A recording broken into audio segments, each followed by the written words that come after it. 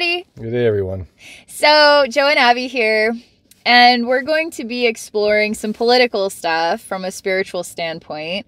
I'm channeling George Washington today, and Joe... I'm going to be channeling Abraham Lincoln. So, we're trying to see how we wanted to approach a conversation that's political from a spiritual standpoint. And my son had actually recommended I channel George Washington. He's the first U.S. president, but he's the only U.S. president that was an independent. So he wasn't associated with any political parties. And in that topic about parties, I think that's the problem right there, is that there's extremism on both sides. I don't care who you are. When you look at it, there is extremism on both sides. And there needs to be a balance. And I honestly believe that there shouldn't be parties. There should simply be independence for every place, like all throughout the U.S. and in Canada as well. We have the same issue. We have corruption in both parties, and it's terrible. It's ripping our countries apart. It's segregating the population, and it's toxic all around. And I think, at the best, at least have them working together instead of against each other all the time, because there's good parts on both sides, but when you start to take the extreme ends of it, it's toxic as hell, and it's horrifying. And it's what's happening with the world right now is just plain unbelievable. And I've never seen... It's funny because when you start talking about what's actually happening, you have to give your head a shake. This is really happening? Really? It's okay for like kids that are 5 years old to go through a transition from a man to a woman? Really? That's okay? It's okay for people to rape people, little kids, adults? Doesn't matter anymore. It's okay to go into a store and steal as long as you don't go over a certain amount of money. This is okay. And you start listening to the things that are acceptable.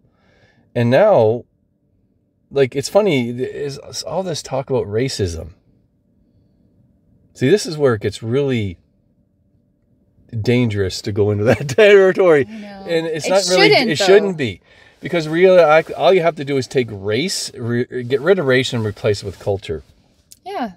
And because it doesn't matter, because if you're born in a specific country, you're now part of that country. It doesn't matter what color you are. I think we should take race and throw it out the window and replace that with culture. And I think that will at least help people to move on from all this hate, because there's so much hate that's being purposely put forward in the world. There's so much segregation that's happening now. And it's all being done purposely for a specific agenda. And that's all I'm going to say, because if I start talking about this stuff, it gets ridiculous. You're telling your opinion, Joe. That could be misinformation. Don't even get me started. I feel like anything everything. Political... Okay, if there's like a big tree of possibilities, politics and the power of politics... It's like, I want to surpass this like roof that we've reached, because there's so many amazing people in the world. There's so many amazing ideas. There's so much potential for us to really raise the roof and grow as a human race, and in a beautiful and loving and collaborative way. Whereas it feels like politics is, yes, focus all your energy and all your hate and all your filthy, disgusting feelings on this topic here, and then care about it. And we're going to filter it into your education system. We're going to filter it into your kids' brains. And we're going to do it in 1 minute and 3 minute segments. And we're going to do it all over the news again and again and again and again and again. And that's what it feels like politics has become. It's brainwashing, advertising, purchased. It's thought pollution. I mean, it's psychological abuse is what it's become, in my opinion. And when there's just so much opportunity for it to be actually collaborative, supportive of bettering humanity instead of dividing humanity, it continues to represent division, right? Instead of working together, there's division. And yeah. Anyway, it's so easy to lose yourself to the frustration of what's actually going on, because it's absolutely insane. That's part of it. Like, okay, so we're talking about spiritual conversation and politics, because Joe and I have attempted to make this video before. We have attempted to do this before, and in that previous attempt, Joe actually looked into the energy that is... What was your goal? Because you journeyed into what is creating or influencing... What is creating the influence and the vision of the world, and what I ended up getting is a being that literally is bringing all this absurdity to the surface so we can overcome it and move past it. Right. But the key here is move past it, because if we actually get lost into it and continue down this path, we're literally going to live in a world that is unlivable. Like, it is going to get so bad. However, this being is creating this ridiculousness but the problem I see is that we're okay with the ridiculousness. But we're not okay. But we're not doing anything about it. So that inaction is saying it's okay. And I think that's the problem, is that we're wrapped up so much and we're all tired and sick and tired. And it feels like if you say anything, you get ripped apart and tore to pieces. But this is the whole point. This is the time we have to stand up and do something about it. Because if one person does it, they get ripped apart. We all should back that person, and all of us should stand up. Because once one person stands up and nobody else does, that person gets torn down. But what happens if, say, there's 100 people and 99% of the people stand up? The other person's going to stand up because they don't want to be the one left out, like, and look like, you know, like to be the person that's going to get ridiculed by the other 99%. So the key here is to simply just stand up for what is right, because if we don't, nobody else will. And the people that are screaming and yelling at that one person because they're simply trying to just be an individual and to speak their personal truth, if we don't back these people, this world is in it for a very, very, very difficult future. If we back them, we have the ability to have a very beautiful future. And this is what this being was saying. And it kind of caught me off guard, because I didn't expect that type of... I didn't expect that being to state that he's basically like a neutral energy that has come here to show the absurdity of what is going on and bring it to the surface and to see how we react. And that's kind of what I got out of it. And it was a little more detailed than that, but I think that's pretty well explains it enough. And go ahead, Abbey. Yeah, I think I've already attempted to channel George Washington just to get a feel for what he's like. And one of the things he had shown me was, do you personally, just think about this, different topics that are that are big right now, okay? Do you hold a white flag of defeat? Or do you hold a red flag? And if you're holding red flags, like, something's not right here. What are you doing when you know that there's red flags? What are you doing about that? Do you turn your red flag into a white flag of defeat? Is something that we need to think about. And I know that sometimes I hold the white flag of defeat because I just simply don't know what to do. And sometimes I want to express my opinion. I want to talk about things, and it's strange. This was another thing that George Washington had shown me. And that's why I'm going to channel George Washington for all of you. But he had shown me, and he's quite traditional. Obviously, let's think about the time period when George Washington comes from. But he said that love is beautiful when it is a long-term love, and love does not get boring. And he said that the love between a man and a woman is important. And that the man unlocks the woman and the woman unlocks the man. And when the man and woman come together, they create a baby. and that the human race, when we are out of touch with this basic equation about love and commitment and loyalty and growing with a companion and the raising of children, when we are out of touch with that, then there's something wrong. And when politics is getting in the way of simply a man and a woman and a child, and getting in the way of sexual identity and gender issues, there's something, it's like this is being created in a way that is creating conflict instead of support. But George Washington was straight up traditional. Man and woman creates baby, and if we can't work with that equation, the human race is done. And well, I know one of the things that if you look at simply the reality of it is that we know there's a population of the world that isn't like that. We're not saying against that, because that's just reality, because that's just the way it is, because love is very diverse, and that's perfectly okay. But when you got your government that's pushing this so hard, there's a reason why, and that's what the red flag is that traditional families, the only way we can populate the world is for a man and woman to actually have babies, to have families. If we stop doing that, we're doomed. We're done. In a few generations, there's going to be no humans left, and that's it. We're done. The human race is finished. If we create a world that doesn't believe in that, then we basically destroy our future.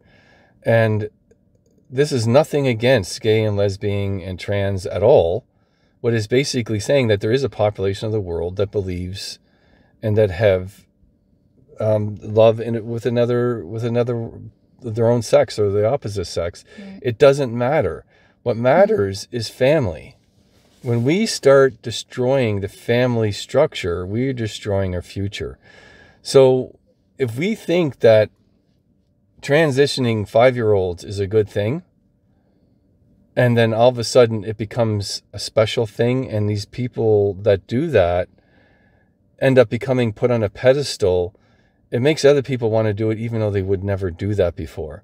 Because we're not talking about the population of the world that's born into a situation where they're attracted to the same sex. We're not talking about that. Right. That's natural. What we're doing is creating a psychological situation that messes with kids' minds to think that they have to be this certain way in order to fit in. That is very dangerous, because that starts to break down the whole structure of the human race. And because reality is that there is man and woman are the only ones that can have babies. It doesn't matter what you choose to be or what you choose to call yourself. The reality is, biologically, that's the fact. Right. And if we go against that, then we go against the future of the human race. And that's nothing to do, not attack on anyone else. That's just basically the facts. And when I can't state that, I'm looked at as being something wrong. I said, I have nothing against trans, gays, or lesbians. Absolutely nothing. It's beautiful. It's diversity. But the reality is, they're a minority.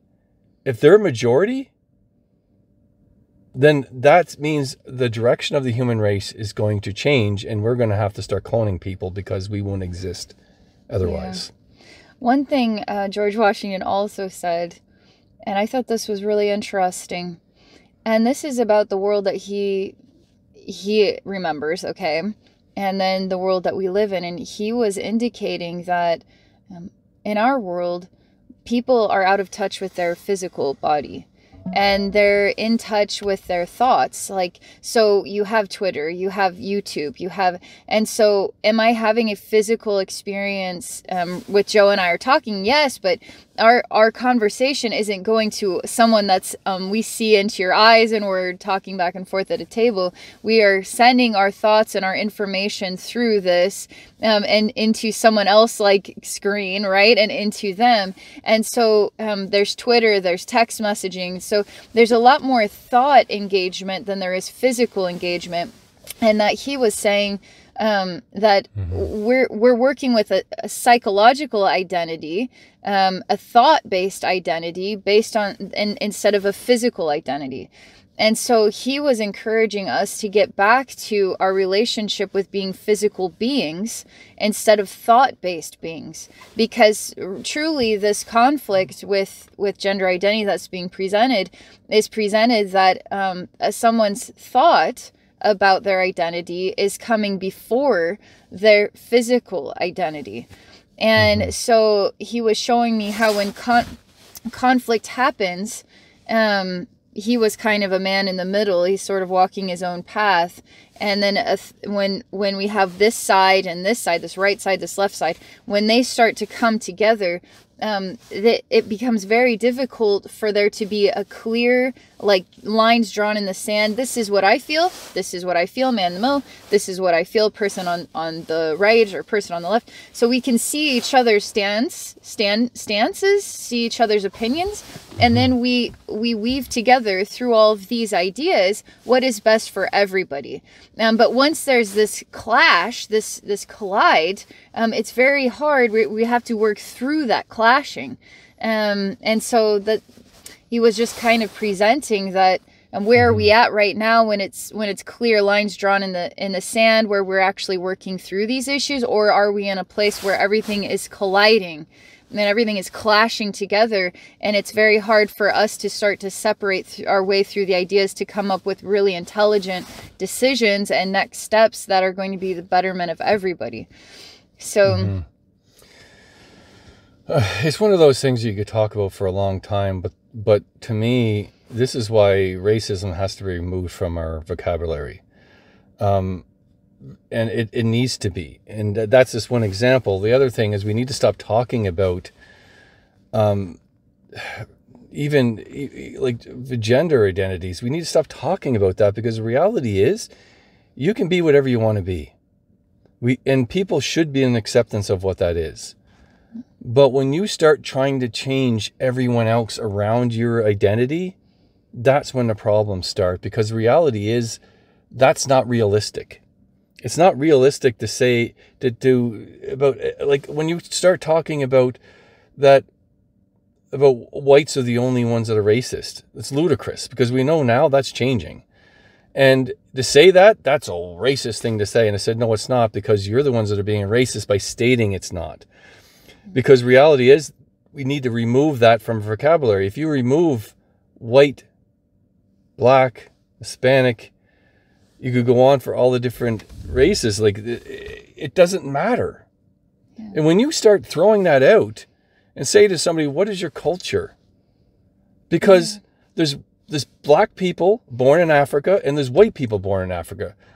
Yeah. You would say that white person is African, and people would say, no, they're not. Well, they're born there, so they are technically African. And that in itself is the problem. Because what happens if that person was born in Africa, was raised by a local tribe, and then somebody was born in the United States that has no ties to Africa, but one's white and one's black? That white person brings forward saying how beautiful his culture is, and he's going to be looked and tore apart because he's not black. So he can't be African, and he can't enjoy the African culture. Right. This is the problem, is that it doesn't matter what color you are. Genetics doesn't say that if you marry a black person and a white person, you're going to have this color baby. It's going to be whatever it is. It's going to be more black, more white, in between. The eye color could be different. The hair's different. Genetics is not racist. We are. So we need to eliminate that and simply just talk about culture, because culture is the thing that's most important, because that basically is who we are as individuals. Imagine a political party speaking like this. You know what, guys? We're going to start something fresh and new. This is for all of us. This is for kids and adults. And we're going to work on this. We're not going to use this word racism. We don't need to, because we're going to start appreciating each other's culture. And we're going to do some European studies and some African studies and some, and American studies. And it's not going to be about it's just like a different vibe of celebrating each other. You know what I mean? Imagine if politics started speaking like this, is celebrating each other's differences, and not bringing the medical industry into how we're going to ensure that kids that are youthful, that are sweet and innocent, just trying to understand what makes their parents happy and what makes kids around them like them. You know, kids are influenced by these things because they just want to make people happy, and they get confused along the way. Now feel like they have found their path, and their path has to do with changing their sexual identity. I feel that politics getting involved with this, and getting involved with the medical industry and telling doctors how to do this process, there's something of the red flag being raised here. Yeah, I think a good example is when you ask a 5-year-old what they want to be when they grow up. Then ask them again when they're 8. Ask them again when they're 12. Ask them again when they're 18. Is it going to change? Almost always. Yeah. So is there a kid, a 5-year-old has no way whatsoever to understand what gender really is. They might be attracted to one thing or the other, so let them be. Yeah. If they want to end up, if they're a man that loves female stuff, then let them grow, explore it, decide when they're an adult. Yeah. This is, I think, the main argument with this is, I don't care what gender you want to be, but let them grow up to be an adult to decide logically in their own mind, in their own physical bodies. Let them explore what that means to themselves. And then when they're adult, they can make any change they want. And I like the idea that people are being forced to this is absolutely ridiculous. And don't even get me started about people that are, but there's a whole nother thing happening in Canada where people are basically, they have some type of type of illness, and they're homeless. A disability, they're homeless, they can't afford to live. So instead of giving them a place to stay, they offer them that they could kill them. They can get assisted suicide. There's even things being pushed forward that babies that are born within the first 3 weeks can be killed if they don't want it. Isn't that awful? Like, this is politics getting involved in. Well, it's not politics. It's way worse than that. When you get something that's that absurd, it's the far left and the far right that are making the decisions, and that needs to stop because that's not the majority. Majority has to run things. They have to, you're going to listen to every side, but you have to be in a society where the majority is where things go, because otherwise it's going to create massive issues. And there's got to be logic here. I mean, we could talk about this subjects in so many different areas, but when you start forcing people to not be able to talk about something, that's freedom of speech is being taken away. When you try to control speech, that's when this is one of the biggest things that's happening right now, is that people are saying, well, people shouldn't say hate speech. You're right, they shouldn't. However, if you start saying that it's hate speech, well, or it's misinformation, who's the one that's saying it's misinformation? Because the problem is, as soon as you say that people that are saying the untruth, well, scientists have been misinformed society for thousands of years. Do we say that every time the scientist comes up with a theory that it's misinformation? No. We call it a theory for a reason. It's because it's an idea. As soon as you take that idea and say it's misinformation, we would never have grown in science. The problem is science changes constantly. Right. Misinformation one day is the truth the next. It's like the Big Bang Theory. I mean, they're already questioning if the Big Bang Theory is really what the model that they need to be using. That, though. I know, that's exciting. Actually, that's called growth and expansion. So that's the biggest risk of you trying to control speech. Who's the one that's saying that is the truth? Because that person might be wrong. Yeah. And if they're wrong, then now the narrative is wrong. And now everybody believes in the truth that they think, but it's actually not the truth. So this is why freedom of speech is so important. Nobody should do hate speech. The reality is, though, what happens if it's the truth? And that's not hate speech, that's the truth. And we can't even hear the truth because the truth hurts sometimes. but that's okay. So trying to manage what people say is going to be disastrous, because then it can be manipulated, and I can guarantee you it will be manipulated. We already know it is. Look at the media nowadays. Look, and this is the worst thing right now I see in everything, is that everybody is losing faith in something. They're either losing faith in the media, their government, co-workers, the future. And this is what happens when we start trying to control free speech in society, is that you get individuals that want to control the narrative. And the narrative is now the truth, even though the narrative could be completely wrong. And this is just one idea of, that is why the freedom of speech is number one. It's so important, because when you control what people say, you can control the narrative, and the narrative could be whatever I want. Imagine if we all have to adopt Christianity or die. I mean, well, it's a narrative. Well, that's what used to be like, though. If you didn't believe in Christianity, you were deemed a heretic and killed. Right. Like, you were killed. How many people died because they didn't believe in Christianity? That's exactly what they want to do again. The people that controlled that, the energies that controlled that, demonic beings that control that, because only people that want control of you is evil and demonic beings, period. Because if it's enlightened, beautiful beings, they don't want to control people. They want people to be free and be prosperous. They don't want to have control and destroy and manipulate. That is a completely different energy. And that's what's happening right now in the world, is that there is energies that are controlling the narrative and controlling the politicians, controlling all these ridiculous movements, and we're just allowing it. And it's going to happen again, where it's going to be so ingrained that you're not going to be able to speak anything that goes against the narrative. We actually created a society in North America and Canada that was as free as we had in a very, very, very, very, very long time. And we're losing that. And nobody's doing anything about it. And that's the biggest problem that I see, is that we're allowing all the things that are grandfathers, great-grandfathers, great-grandmothers, and grandmothers did to help us to get this. What do you think World War I and World War II are fought over?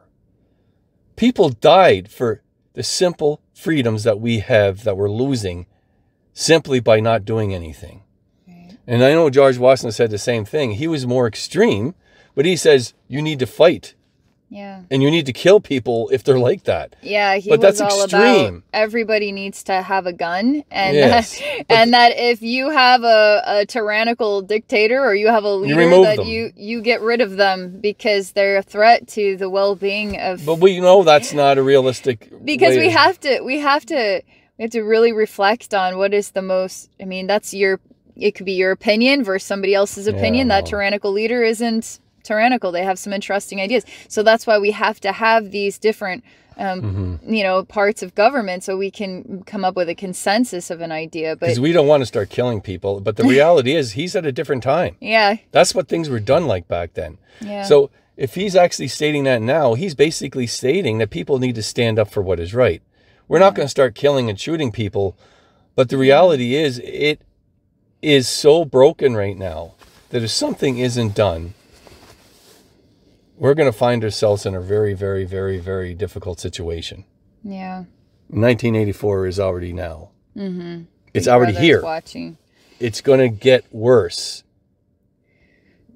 So anyway, that's enough of that talking, and we're going on forever about that. But I think that's the hard thing about right now, is people are thinking, well, it's okay to take away freedom of speech because people say things I don't want to hear. I know. We might be saying things that people don't want to hear either. That's okay, though, because the reality is, I'd rather listen to somebody, and you know what? You can block them. If you don't want to hear them, you don't want to talk to them. You can hide them. You can do whatever you want if you don't want to listen to it. But we should be holding those people accountable as well. If you got somebody that is actually belligerent to the point that they're just basically psychologically insane, then maybe they should be in an insane asylum. Yeah. Because they're nuts. You know? It's just we're talking about leaders. Oh, I'm talking about anybody. Yeah. It doesn't matter. If a person is mentally insane... People need to be held accountable. Yeah. But now that we have all this advertising and this confusion on what is okay to say and what's not okay to say, you could lose your job if you say something that you feel is a red flag, but the rhetoric says, no, that's safe. That's what we're doing. You need to be on board with this. Mm-hmm. So that's why there's all this conflict. That's why, like George Washington was saying, it's really hard for us to work through this right now because everything is clashing together and creating one big mess. How are you going to separate out the mess so that you can actually start to think concisely about it? And I think things have brought forward, like what has ended up happening is everything was under the ground. And now everything is at the surface. Yeah. This has always been happening. Yes, it has. Now we just know what's happening. So what are we going to do about it? That's the key. What are we going to do about it? We're going to do nothing? Then we can't complain when all the rights are gone. Yeah. And that we're living in a society where we're told what to do. We're told what to eat. We're told where to work. We're told the hours of work. We're told where we can go, where we cannot go. And if you disagree with that, we're going to punish you by simply taking your ability to buy anything away from you. We're going to make it so you can't travel. This is not a joke. Yeah. This is what's happened. This is what's coming. Goal. This is what's coming here. And the goal is for us to be farmed like a cattle. Here's your little fence and you stay in your fence and we give you the portions that you require and you will be good little animals and do what you're told. Otherwise we get the shotgun out on you. And it's more like you don't get food, you don't travel, you don't... And then we're in a Hunger Games scenario where that's exactly where we're heading. Is you got a group of people that are bored, that are going to control everything. And then when they get bored... they're going to eventually just say, okay, we got to come up with something that's going to entertain us. Like the gladiators of Rome. No, like the Hunger Games are perfect example. I know, that is. But real life, that is also. We get bored. We need some slaves to fight each other, kill each other for our enjoyment. What do you think happened to the Roman Empire? They got bored, and so they decided to have gladiators. You're right. And that's the same thing. Yeah. It's the same scenario. When you realize that you want something, and then when you get it, then you realize that maybe this wasn't such a good idea. And now we've got to find something else to entertain ourselves. I don't know. We could talk about this for I want to hear what Abraham Lincoln has to say. Okay. You can do this. Yeah. I hope you guys are enjoying the conversation. I know it's a vulnerable subject and we're part of it too. We're part of this earth. We're human beings. We feel it. We're frustrated with it in our own ways. We all have a right to share our side of the story, right? I simply want to live in a world where people get along. Yeah. People work together. People respect each other. And stop all the hatred. Yeah. That's what I want to see. And if you feel like that is insulting to you, then, man, you really need to work on yourself. Because that is sad. When you think that people don't have the right to all be respectful for who they are, to work together, to be a society where people actually help each other, pick each other up when they're broken, when they're sad, to help the old lady across the street, help the old lady with the groceries, the old man, help the children learn, and be okay with children playing in the streets and in the parks and not complaining that they're making too much noise. We're being taught that family is an evil thing. But family is their future. Like there's cultures out there that are so family orientated that we are completely wrong in Canada and the United States for how we raise our families. Because at one time the whole village raised your children. It wasn't just the parents. It was everyone in the village raised the family and each other's families together. They helped each other all throughout their life. We have a lot of villages in this world. And all we do is we lock ourselves in rooms. We lock ourselves in homes. And we watch TV. We watch the internet. We watch our phones. And this is how we communicate, through reflections of reality. Just like the little old lady when she used to look outside and shake her fist at every time you walked past her and you didn't quite, live up to her standards of what you should be doing and what you should look like. But at least she was a tangible person. But she lived through a window just like almost everybody in this world does right now. We're in a time that is so ridiculously important. And we're showing things that should make everyone cry. Yeah. But we're all just stick our heads in the phones, press some buttons, play a little game, and not think about anything. We become numb to things that we should be bawling our eyes out about. So I'm just going to go to Abraham Lincoln to see what he has to say.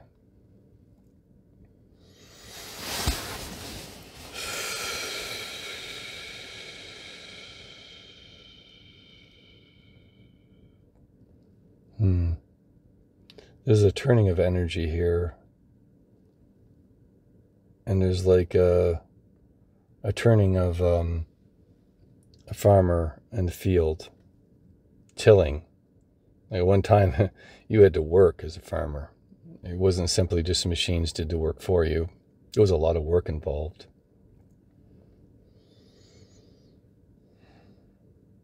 And it shows me a man.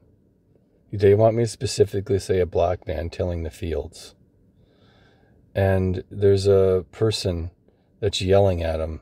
He's not working hard enough. He needs to work harder, needs to work harder, needs to work harder. And he starts to kick him. And he's an old man and he can't do it anymore. So he falls over and the guy kicks him to death and hangs him from a tree to show that all the other workers, that this is what you don't do. You work, or this is what's going to happen to you. And you have a lot of people that throw their work tools down and looking at this, and there's a uprising. And then there's a bunch of dead farmers in the field, like tillers, and it's a situation, and everybody looks around and everybody's helpless. And the next day, those people get picked up, put in a pile, and then burnt. And it's like it never happened. This is what life used to be like, he says. Why do you think I was so against this type of thinking? But what is happening to the world now? Is it any different?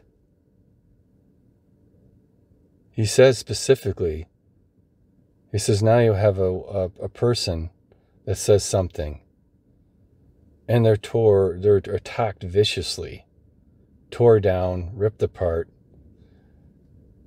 They lose everything. But this time, instead of being hung from a tree or burnt or beat up, the person takes a gun and shoots themselves in the head. They take a pile of drugs and they overdose, and they die alone in a dark room. And this is what's happening all over the world today. The silent deaths that happen and nobody talks about. So we're supposed to live in a civilized world, he said, but we're not civilized anymore. It's the hatred that once was is now here again. And it's becoming louder and louder and louder. About the little girl that disappears in the street. People look for her desperately, and then it goes quiet. But that little girl is not dead. She has been taken, and she is being trained to be a prostitute, and lives her life as a prostitute.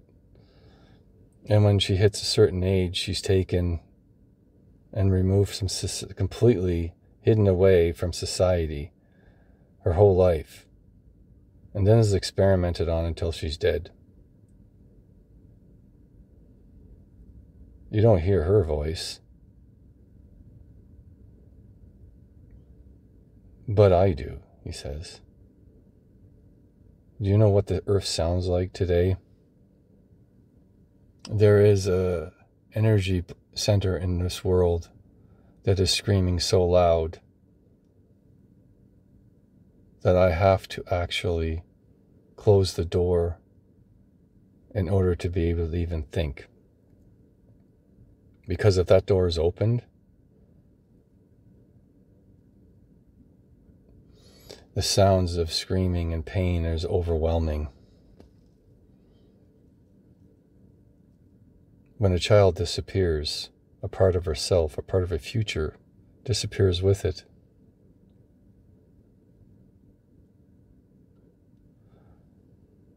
A part of ourselves will never be the same. When a society looks at individuals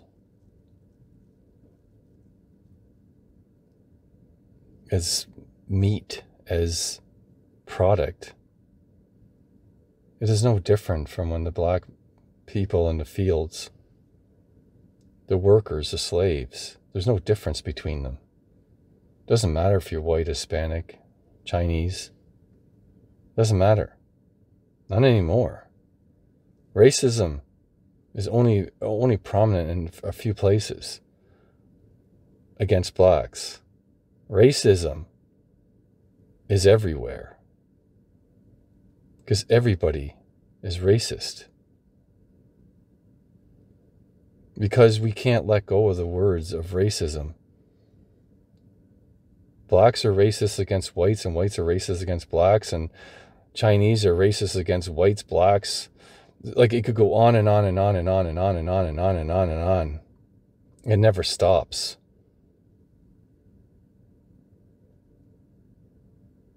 It just doesn't stop. When a child can disappear and an old man can rape her, and that's acceptable in society,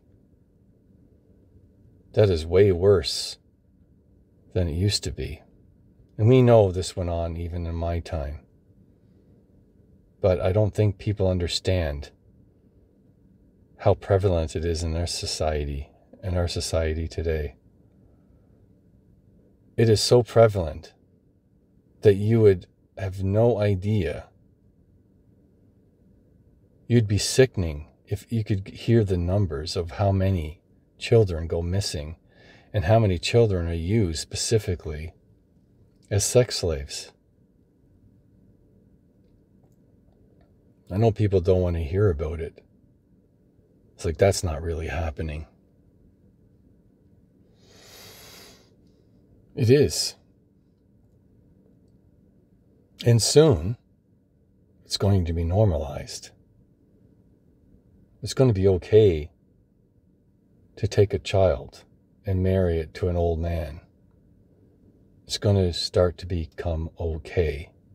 And in some cases, even encouraged, because the way society is moving, in order to be able to go into the so-called elite status, you're going to sell your children thinking they're going to have a better life.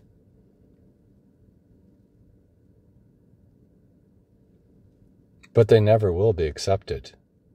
They'll just be used, abused, and thrown out like trash.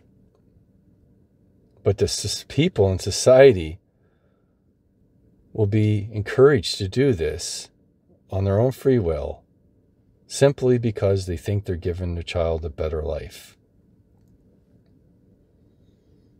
This is a direction the human race is moving into if you continue to allow yourselves to be manipulated into believing that your best interest is being taken care of when it's not.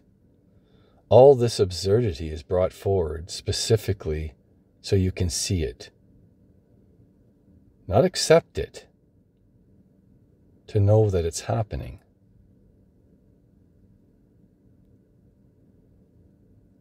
If we allowed slavery to be okay and never done anything about it, it would still exist today. How do you think things change in societies? Is when people stand up and demand change. Because if you do not, you're going to find yourself like the slaves. They had nowhere to go. If they did leave, they were killed and their spirits were broken. Your spirit is broken, and it's going to continue to be broken if you do not stand up for what is right.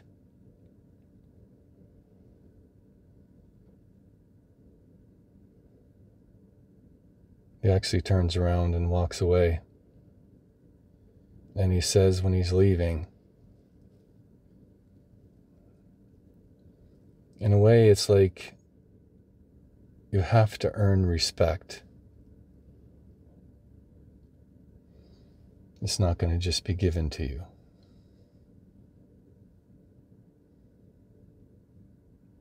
That's what I got. That was incredible. We have one idea of what slavery looks like, but look at the world today, and could you see us as a population of slaves to some bigger agenda that can mold and shape our reality because they have money? You know, there's wealth that then controls the lives of other human beings. All right. Yeah, I'm pretty just kind of... I'm sure you are. All right, I'm going to channel George Washington for everybody. Okay.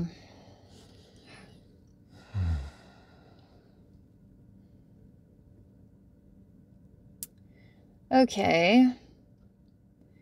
There's a green hallway, and it's got gorgeous green wallpaper. There's like a white trim, and then there's a different kind of green in the lower half. There's gorgeous polished wooden floor, and then there's like a red carpet that goes down the hallway, and there's amazing paintings on the wall. I see George Washington, and he shows me this painting of himself, and then he moves the painting like a secret door, basically, and he opens it up and he shows me that there's something hidden behind the wall. And I don't know why I'm really startled, and I'm like shh, like trying to like, no, we're not supposed to show anybody this. I'm like looking both ways and make sure nobody saw, and he just smiles. And I say, why did I feel such a panic? And he says, this is important. It's about keeping secrets. It's about worrying also if those secrets are exposed. If someone were to find and see, and if those secrets were revealed, why would we be in such a panic? This is important. It's as important as what secrets are the government hiding? And if those secrets were to come out and we were to become aware of those secrets, how would the government feel about that? No, shh, hey, shh, no, we're not supposed to let that out. Nobody's supposed to know about that. He's saying that the country is going wrong when there has to be so many secrets. Like, he's really showing me this experience, okay? I feel like there's a million conversations about privacy laws. What is the privacy of the average man versus the privacy of the government? there feels like old hidden secrets as well. Secrets that could be hundreds of years old or older. He's really peaceful about this. I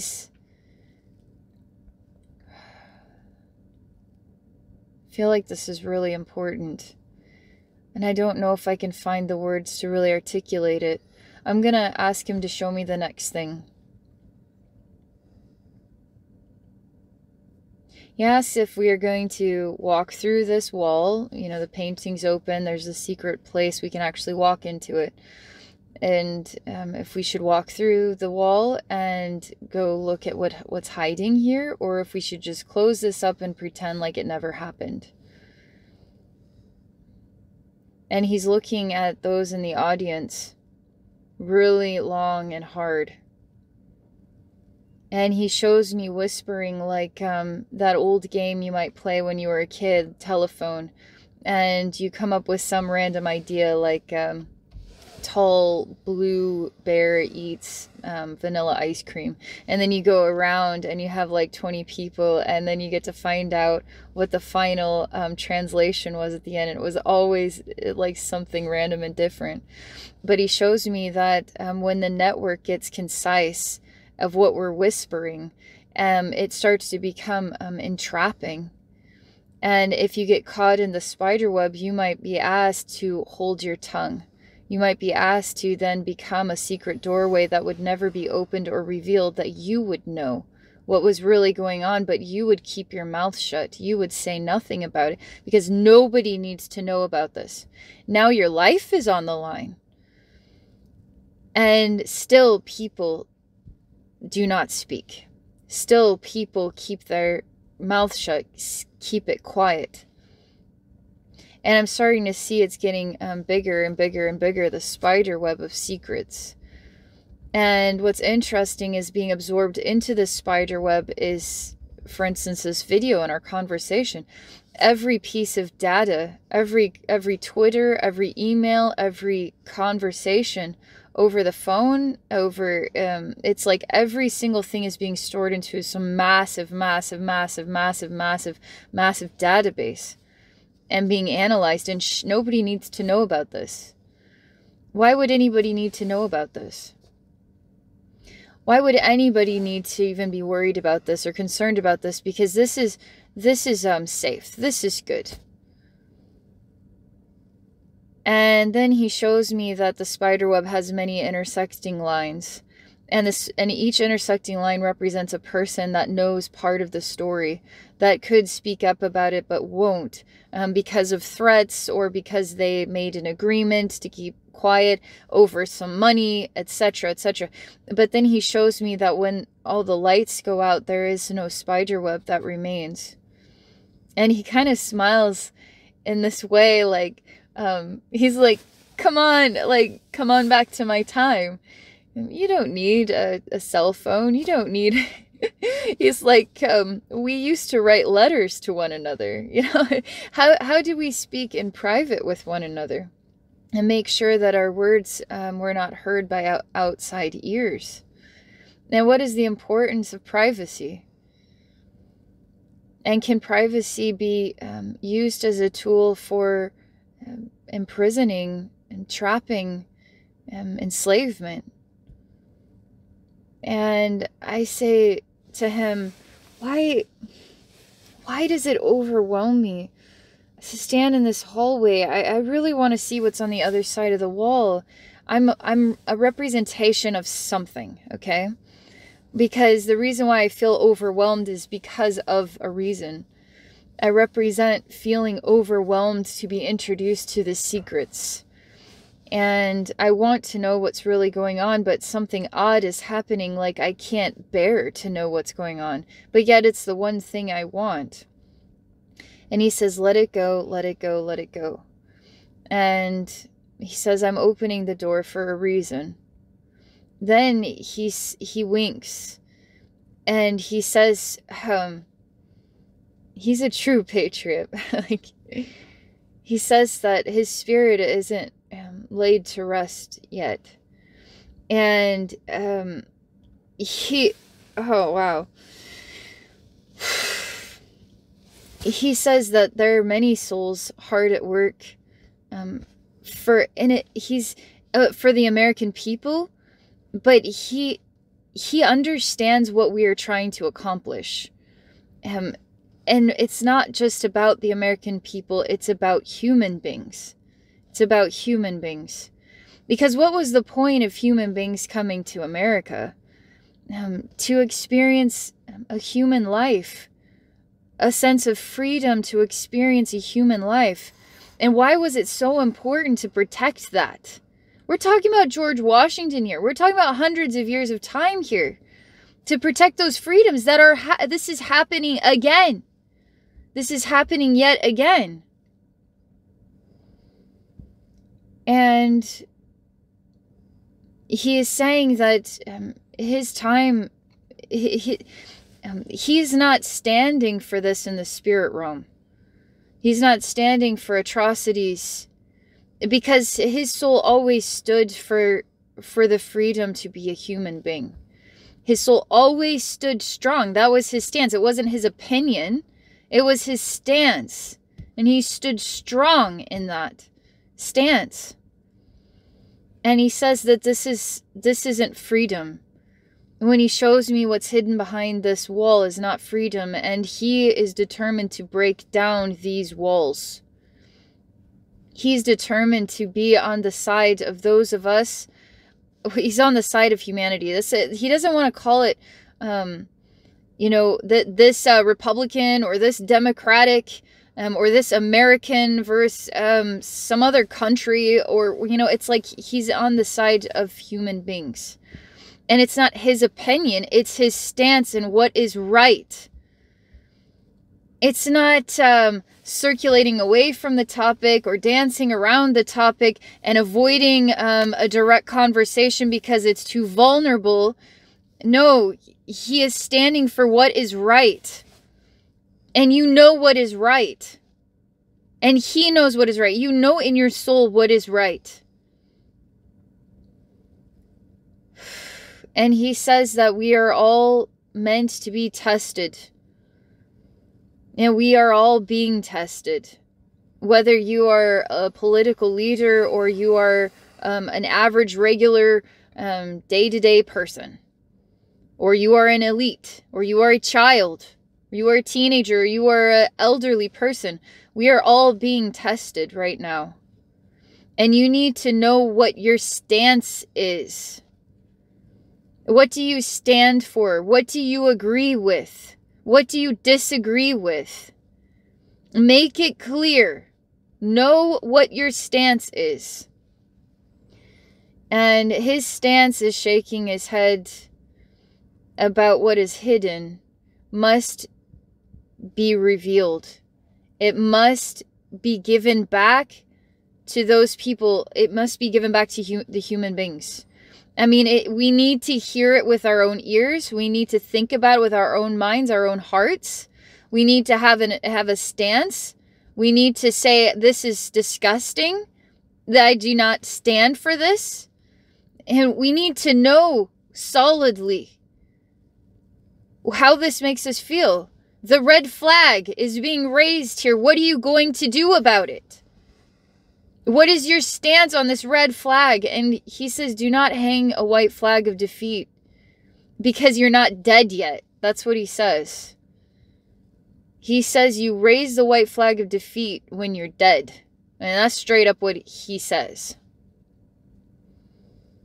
And his soul is going to do whatever he can and all that he can to protect the freedoms of human beings. And he is determined. I mean, I feel this passion igniting in his heart, and he is not at rest, and he is joyfully so. And it's interesting because I don't know, I have like this side conversation about, but George Washington, you died, like you're a soul now. So what flag do you raise? And it's like the flag of humanity. He is not, it's like he might be dead, but he's not dead in spirit. And that's important, because if you're alive and you're dead in spirit, you're also raising the white flag of defeat. It's important that we really think about this. This is the last thing that I will say. He is determined to inspire, to spark, to encourage an event that his soul is working on with other souls. They're working on inspiring the release of secrets that are actually violating the rights of human beings. And they're secrets that are in government places, political places. There's secrets that need to be revealed, and people need to be held accountable. The spider web must be broken. And that's what he says. It's really cool. George Washington is awesome. Abraham Lincoln is awesome. I think more than anything, it's the same similar. It's like people just have to be strong in what their beliefs are. Yeah. And that's okay. Yes, it is okay. Why is it not okay for somebody to disagree with you? Yeah. Like, do I want to live in a world where everybody agrees with me? I'll be like, oh God, everybody's just like me? This sucks. Like, I want people to disagree with me. That's how we learn. When somebody disagrees with you, why do you disagree? Oh, that's actually a really good point. I will say, in today's society, though, disagreeing is usually a several line sentence that is like trying to burn you without any real depth. That's not disagreeing. That's not disagreement. That is attacking. That is vulgar. That is just a difference of opinion is a conversation you have between two people. Yeah. And Joe and I have different opinions at times. Yeah, you listen to each other, and you learn from each other, and you could say, well, you know what? I don't agree with you. You believe whatever you want, and that's okay. Do you guys ever talk to someone with a difference of opinion, but you take the time to go home and reflect on what they said, and something opens up inside you, and you say, that's interesting, because it's guiding me to this new way of thinking, or this new idea, and you may still not agree with them, but something inside you is adopting some new idea that took place from the gift of the difference of opinion. I think the thing here is to be respectful. Yes. Like that came in at the last, because being disrespectful and a person's belief is a part of the problem. When you actually attack somebody and trying to destroy their life because they disagree with you, that's the problem right there. Yes. Is that what gives you the right to want to destroy that person because they disagree with you? This is how extreme things are right now. If you disagree with me, I'm going to destroy your life. I'm going to make you lose your job. And be okay and enjoy the destruction of another human being. Yeah. And get off on it. It's uncalled for. It's actually... It's cruel. It's demonic. It is. Because that's what... I don't throw that word out very often. But it is. Yeah. When you take pleasure out of the harm of another human being, that is demonic. When you seek out to destroy a person's life and get pleasure out of it, you're not good anymore. Yeah. You're not a good person. You're going down a line. You're crossing a line that's extremely dangerous, because then you seek more and more pleasure of destruction.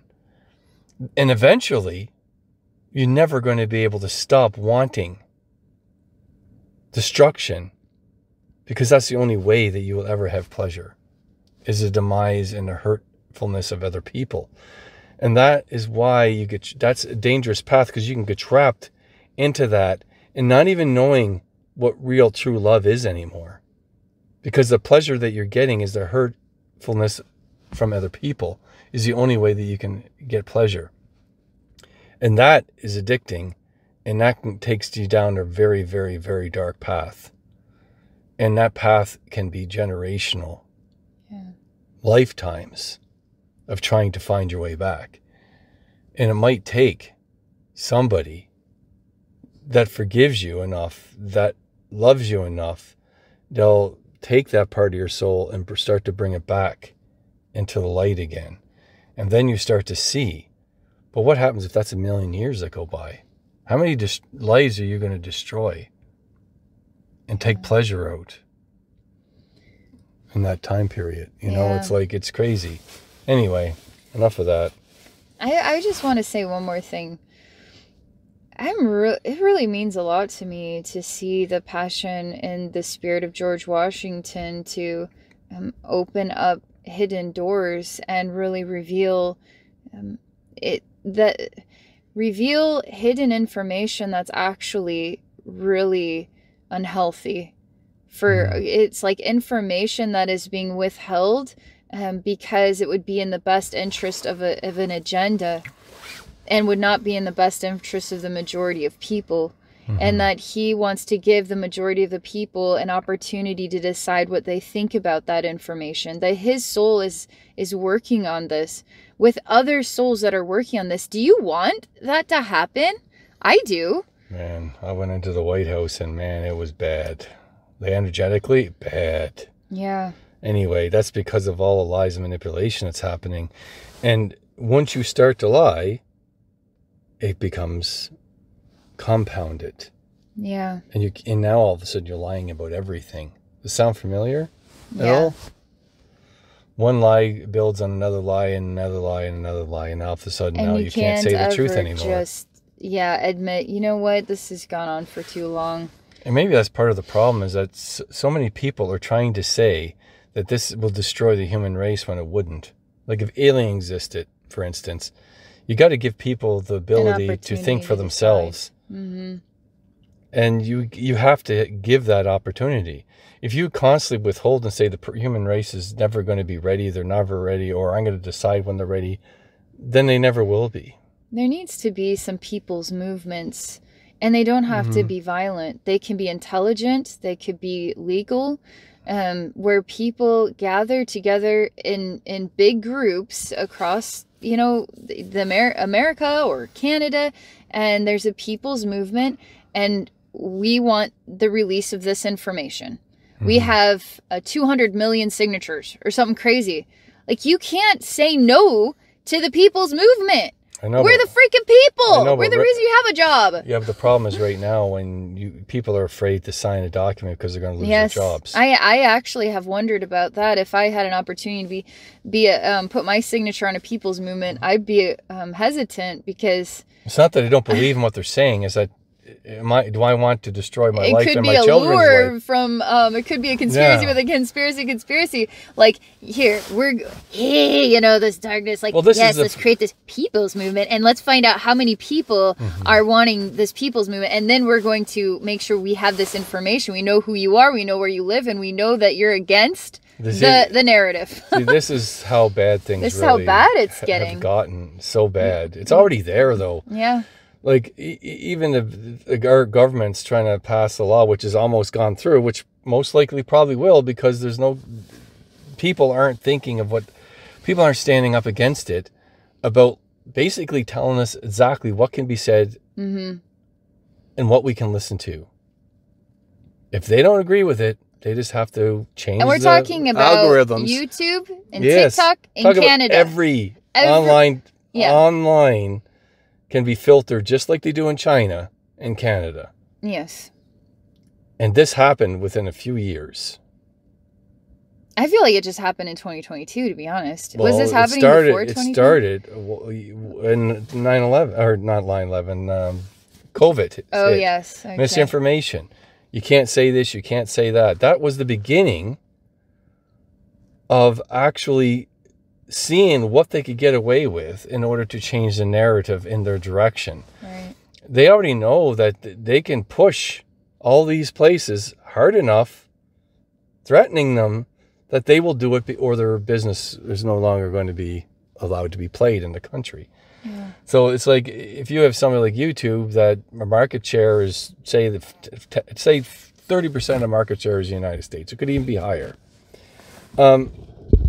Basically say that if you don't do this, we're removing the content from YouTube from the United States. As a company, you either choose to say yes or no. But maybe we need to start saying no and just take the hit, because it's getting to the point where we're not even going to be able to choose anymore.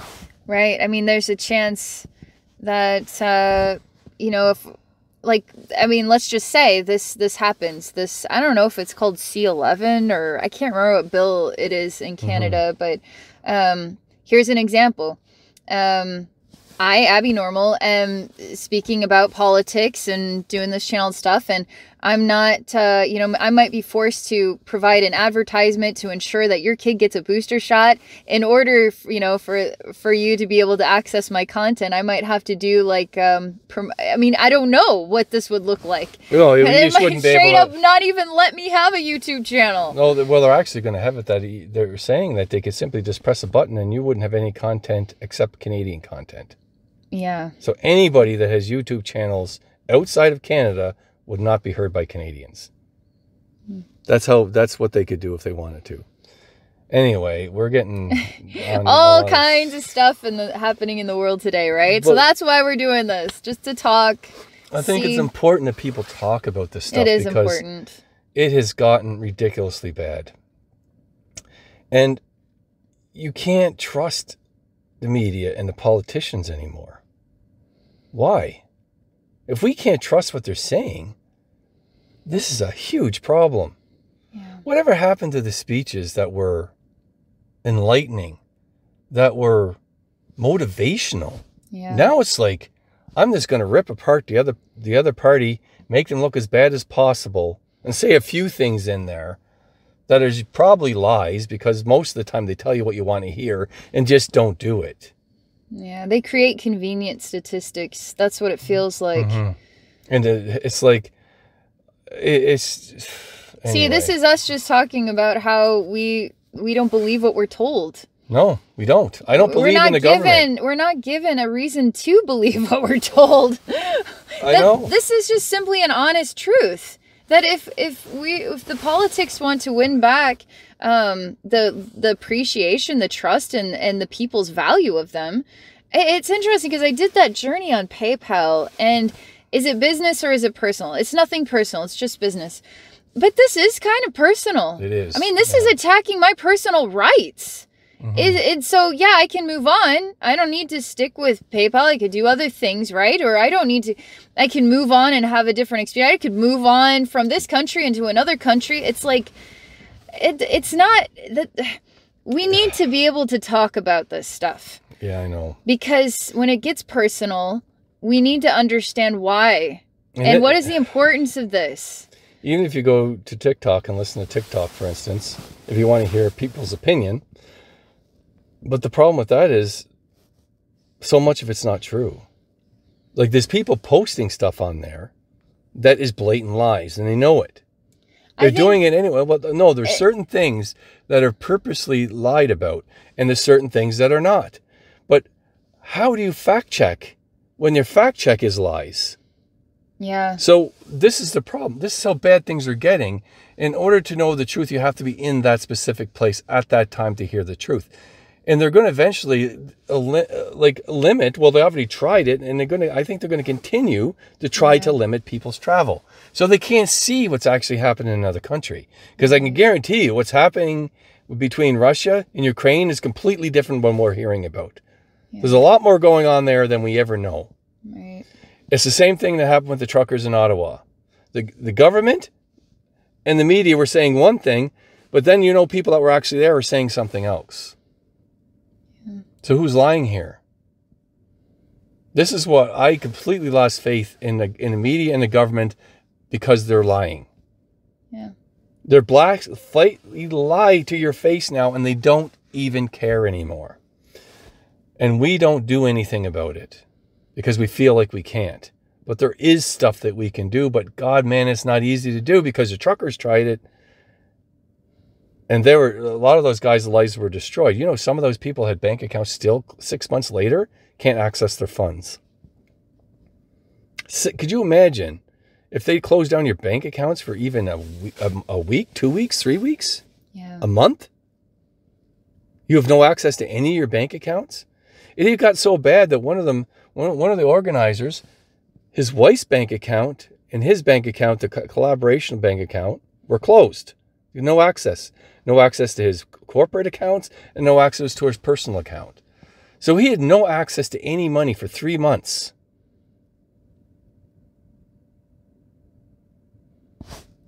What do you do? Yeah. And it's just gotten so difficult. And this is why when we do these journeys, we see that you need to stand up. But you need to stand up. And it's not, and the only thing is, it's not going to be easy. Yeah. That's all I have, Abbey. Thank you guys so much for, being a part of this conversation with us.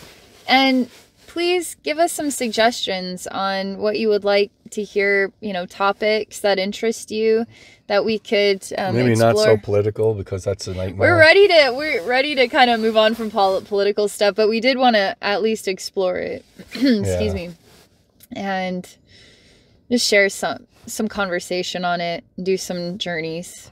And just keep sending love and light into everything, and believe that things are changing and this stuff is being brought forward so everybody can be aware of it, so the truth can actually finally be brought forward. Yeah. But actually brought forward and dismantled. And so we can move on from it. Right. And not brought forward so they can get control over us. Right. Anyway. All right. Well, if any of you are interested in exploring a session with me, I'd love to take a look at anything you got going on. I provide psychic wisdom and energy healing. You can book a session at my website at abbeynormalswisdomquest.com. And Joe? You can visit my Alan Ross site at amanrossawakening.com. And I have a Northern Light page as well of Yukon Skies and Joseph Bradley Roars. Thank you very much. All right. Have a great day.